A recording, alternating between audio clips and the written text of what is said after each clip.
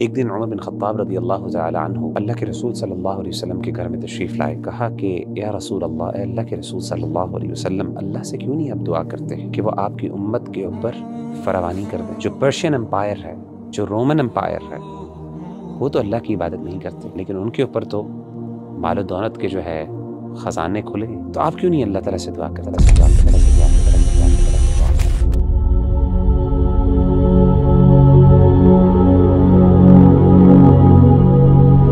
وغیرہ بھائی نوجوان جو ہیں آج کل کے، ان کے ذہن میں ایک بات آتی ہے کہ اگر یہ دین کی طرف آ جائیں گے تو ان کی ساری مشکلات حل ہو جائیں گی. اور نارملی اوبیسلی دین میں ہمیں اس چیز کا درس دیتا ہے، اگر آپ اللہ کی طرف آ جاتے ہیں اور نبی کریم صلی اللہ علیہ وآلہ وسلم کے مطابق زندگی گزارتے ہیں تو اللہ سبحانہ و تعالیٰ آپ کے لیے آسانی پیدا کرتے ہیں. لیکن ایک آبزرویشن ہے اور لوگوں کی طرف سے ایک شکایت بھی سمجھ لیں کہ جب وہ دین کی طرف آتے ہیں تو یہ معاملہ تھوڑا الٹ ہو جاتا ہے کہ ان کے گھر والے، ان کے آس پاس والے ان کے لیے تکلیفیں پیدا کرتے ہیں، ان کے لیے پریشانیاں پیدا کرتے ہیں. تو سوال یہ ہے کہ واقعی یہ مشکلات ہیں یا آسانی ہے، اور اس مشکلات میں سے کیسے صبر کیا جائے، اور کیسے جو ہے وہ انسان جو ہے اپنے آپ کو مطمئن کرے کہ یہ اللہ سبحانہ و تعالیٰ کی طرف سے ایک آزمائش ہے یا مشکل ہے. دیکھیں ربی بھائی، دین کی طرف آنے کا مطلب اگر یہ ہو کہ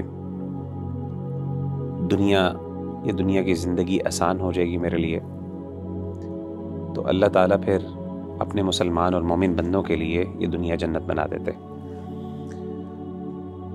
اس کائنات میں اگر کوئی ذات ایسی ہے جو ڈیزرو کرتی ہے واقعی کہ اس پر ایک بھی مشکل نہ آئے، تو وہ ہمارے نبی صلی اللہ علیہ وآلہ وسلم کی ذات ہے. کیونکہ آپ صلی اللہ علیہ وسلم نے جو اس امت کے لیے قربانیاں دیں، آپ صلی اللہ علیہ وسلم کا جو اللہ سے تعلق ہے وہ کسی اور کا نہیں. لیکن آپ دیکھیں کہ نبی صلی اللہ علیہ وآلہ وسلم نے جب اسلام کی دعوت کا آغاز کیا تو کیسے مشکلات کے انبار آپ کے اوپر لگ گئے. یعنی کوئی سال ایسا نہیں تھا، کوئی میں سمجھتا ہوں دن ایسا نہیں تھا جس میں آپ کے لیے مشکلات، چیلنجز اور پرابلمز نہیں تھیں. ایک دن عمر بن خطاب رضی اللہ تعالی عنہ اللہ کے رسول صلی اللہ علیہ وسلم کے گھر میں تشریف لائے، اور آپ کہتے ہیں کہ میں نے دیکھا گھر کے اندر سوائے 3 چمڑے کی چادروں کے اور کچھ نہیں تھا. سبحان اللہ. 3 لیدر شیٹس تھیں بس، اور کچھ بھی نہیں تھا. اور آپ صلی اللہ علیہ وسلم ٹیک لگائے ہوئے تھے تکیے پر، اور اس کا نشان آپ صلی اللہ علیہ وسلم کے جسم مبارک کے اوپر نظر آ رہا تھا. یعنی تکیہ بھی کوئی کمفرٹیبل نہیں تھا. تو آپ صلی اللہ علیہ وسلم کی اس جب حالت دیکھی حضرت عمر بن خطاب نے، تو آپ اس کیفیت کو برداشت نہ کر سکے اور کہا کہ یا رسول اللہ، اے اللہ کے رسول صلی اللہ علیہ وسلم، ادعو اللہ، اللہ سے کیوں نہیں آپ دعا کرتے ہیں فلیوسع علی امتک، کہ وہ آپ کی امت کے اوپر فراوانی کر دیں. فإن فارس والروم لا يعبدون اللہ، جو پرشین امپائر ہے، جو رومن امپائر ہے، وہ تو اللہ کی عبادت نہیں کرتے.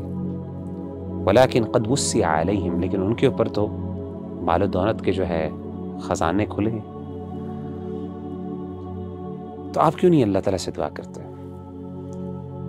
تو سیدنا عمر بن خطاب رضی اللہ تعالیٰ عنہ کی جب اللہ کے رسول نے یہ بات سنی تو آپ لیٹے ہوئے تھے، آپ اٹھ کے بیٹھ گئے، یعنی اس چیز کی اہمیت دلانے کے لیے. اور آپ نے بڑے حیران ہو کے کہا او فی شک انت یا ابن خطاب، اے ابن خطاب، کیا آپ کو بھی شک ہے؟ یعنی میں آپ سے تو یہ چیز ایکسپیکٹ نہیں کر رہا تھا. اولئک قوم عجلت لهم طیباتهم فی حیات الدنیا، آپ نے فرمایا یہ وہ قوم ہے جس نے اگر دنیا کے اندر کوئی خیر کا کام کیا ہے تو اس کی جزا ان کو دنیا میں ہی مل گئی، ان کے لیے دنیا میں ان کی جزا جلدی کر دی گئی. لیکن ہم مسلمان، یہ جو اللہ تعالیٰ کا بندہ، یہ مومن ہے، اس کی کوششوں کبھی بھی اللہ تعالیٰ دنیا کے اندر چھوٹا ریوارڈ دے کے ختم نہیں کرتے. اور یہ چیز نبی صلی اللہ علیہ وسلم کی صرف سچویشن یا کنڈیشن نہیں تھی، بلکہ آپ صلی اللہ علیہ وسلم کے لیے جسمانی طور پہ بھی تکلیف دوسروں کی نسبت زیادہ ہوتی تھی. سیدنا عبداللہ بن مسعود رضی اللہ تعالیٰ عنہ فرماتے ہیں، ذکر کرتے ہیں کہ جب اللہ کے رسول صلی اللہ علیہ وسلم اپنی آخری بیماری میں تھے اور آپ دنیا سے رخصت ہوئے، تو آپ کہتے ہیں کہ میں آپ صلی اللہ علیہ وسلم کے پاس گیا آپ کی عیادت کرنے کے لیے، تو میں نے آپ کی تکلیف کو دیکھا، مجھے بڑی تکلیف ہوئی اس کی، اور مجھ سے رہا نہیں گیا، اور میں نے کہا کہ یا رسول اللہ انک لتوعک وعکا شدیدا، کہ اللہ کے رسول صلی اللہ علیہ وسلم آپ کو تو اتنا سخت بخار ہے، مطلب میں نے کبھی اتنا سخت بخار دیکھا نہیں۔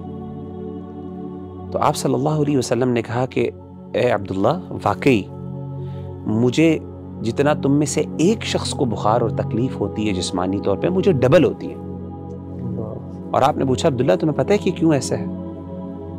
تو عبداللہ بن مسعود نے کہا کہ اللہ کے رسول صلی اللہ علیہ وسلم شاید اس لیے کیونکہ اس تکلیف کی وجہ سے اللہ تعالیٰ آپ کا اجر اور ثواب بھی دوبالا کر دیں گے۔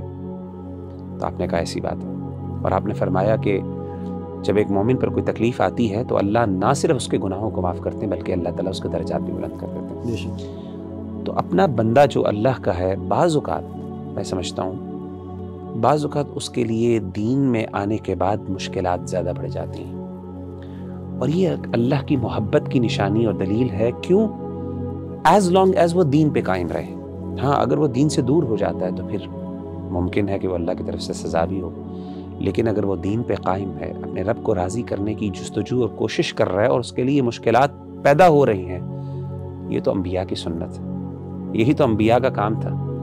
قرآن مجید میں اللہ تعالیٰ کیا کہتے ہیں؟ وَتَوَاصَوْا بِالْحَقِّ وَتَوَاصَوْا بِالصَّبْرِ۔ جب آپ حق پہ چلیں گے، اس کی تلقین کریں گے، تو اس کے ساتھ صبر تو کرنا پڑے گا۔